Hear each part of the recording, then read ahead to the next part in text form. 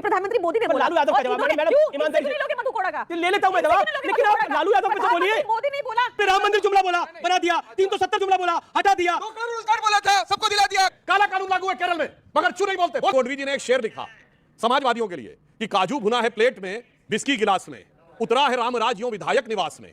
उन्होंने कहा पक्के समाजवादी हैं, तस्कर हो या डकैत, कितना असर है खादी के उजले लिबास में। ये तो आप ही के नेता की कहानी, आप ही के नेता की।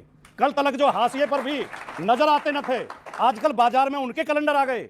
और जिनको सच कहना सुनना और देखना भाता नहीं, कुर्सियों पर वो आज वही बापू के बंदर आ गए। भैया बापू के बंदर किसके लिए बोल गए मेरे भाई? और किस जमाने में मदन गोडी ने लिखा, हम सत्ता में नहीं थे। मेरे YouTube चैनल पर एक बार फिर आप सभी का स्वागत है। एक और मजेदार वीडियो आपके सामने प्रस्तुत करने जा रहा हूं। आज की डिबेट प्रियंका कक्कड़ और सुधांशु त्रिवेदी के बीच होने वाली है। इस प्रकार सुधांशु त्रिवेदी जी प्रियंका कक्कड़ की बोलती बंद कर देते हैं, इस डिबेट में आपको देखने को मिलेगा। आपसे अनुरोध है वीडियो को अंत तक जरूर देखें। चैनल पर अगर आप नए हैं तो चैनल को सब्सक्राइब करें, बेल आइकन को दबाना ना भूलें ताकि आने वाली वीडियो का नोटिफिकेशन आपके पास सबसे पहले पहुंच सके। आइए स्टार्ट करें मेन वीडियो।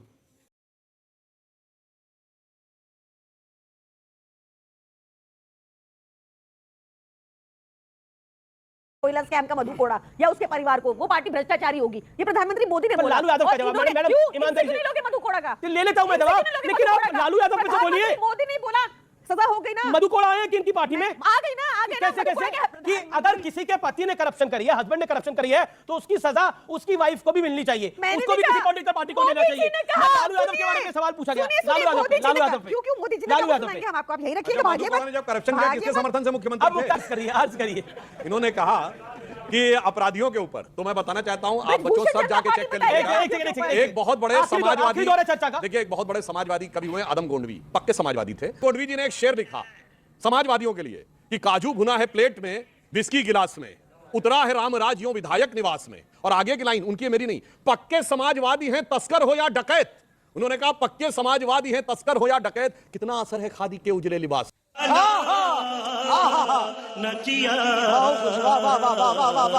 ये तो आप ही के नेता की कहानी, आप ही। अरे सुना दो ये तालियां भाई, ये वाला जो है ये जबरदस्त होगा। आदम जी की केवल 2 ही पंक्तियां पढ़ी सुधांशु जी ने, आगे वाली आप बता दो। बहुत कुछ लिखा है। ये गरीबी से हमारी फैसला कुन जंग थी, फिर कहां से बीच में मस्जिद और मंदिर आ गए। जिनके चेहरे पर लिखी थी जेल की ऊंची फसील, रामनामी ओढ़ के संसद के अंदर आ गए। कल तलक जो हाशिए पर भी नजर आते न थे, आजकल बाजार में उनके कैलेंडर आ गए। और जिनको सच कहना सुनना और देखना भाता नहीं, कुर्सियों पर वो आज वही बापू के बंदर आ गए। भाई मजा आया। भैया बापू के बंदर किसके लिए बोल गए मेरे भाई? और किस जमाने में मदन गोडी ने लिखा, हम सत्ता में नहीं थे। आपकी बात हम सत्ता में नहीं थे, हमें थे। बापू के बंदर आ गए। जय हो जय हो जय हो बापू के बंदर आ गए। अमीश जी ने मोदी ब्रांड, मोदी ब्रांड।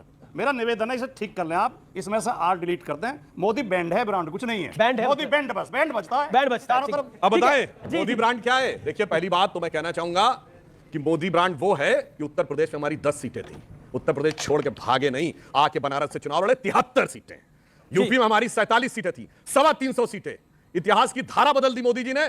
34 साल के बाद पहली बार स्पष्ट बहुमत। इसलिए ब्रांड बहुत छोटा शब्द है। मोदी जी युग प्रवर्तक महापुरुष है जी। ब्रांड जो है वो है, लेकिन साथ में राम मंदिर भी है, साथ में अब सीए भी आएगा। क्या करिएगा? मोदी जी की 370 हटा चुके हैं, ये यूसीसी ला चुके हैं उत्तराखंड के अंदर। क्या करेगा ये? और मोदी, नरेंद्र मोदी ने बोला है कि इस बार जब मैं 2024 में आऊंगा तो इससे और बड़े काम करने के लिए आऊंगा।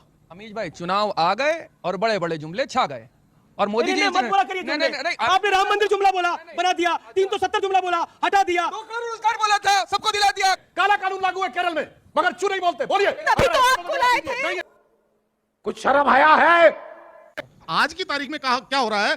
कुछ लोग 60 में से 52 चुनाव हारने वाले को जननायक घोषित करने की कोशिश कर रहे हैं, और जो जिसकी विनिंग 87%, यानी राहुल गांधी फिट है इसलिए हिट है।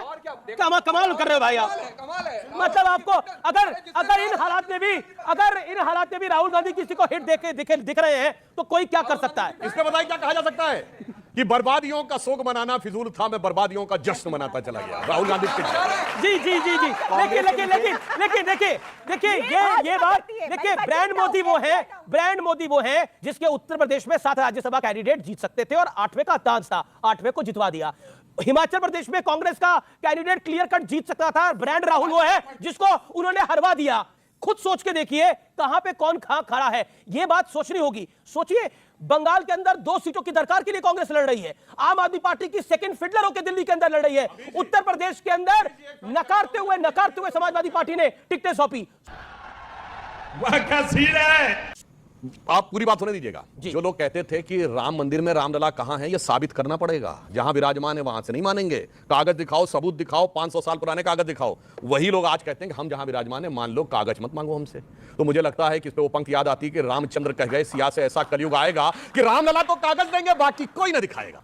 कि जिन लोगों ने विभाजन की भारी कीमत चुकाई थी, वो आज तक वो पीड़ा सह रहे हैं।